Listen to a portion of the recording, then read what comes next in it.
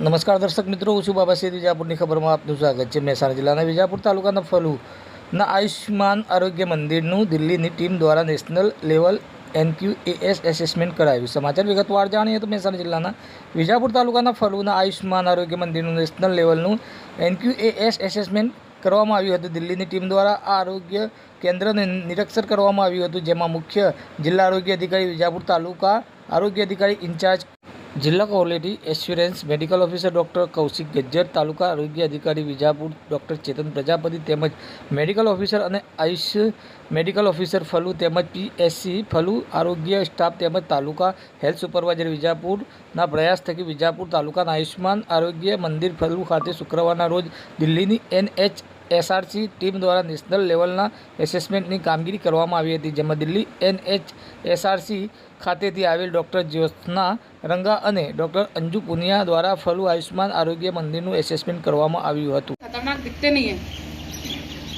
कि आप लोग को डर लगे. सर आप पहले हंस रहे हो कि नहीं लगते ना खतरनाक.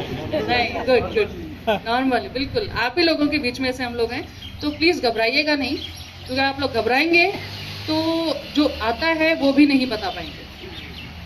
ठीक है, इसलिए बिल्कुल नॉर्मल. दूसरी चीज़, be true to the assessment. ठीक है.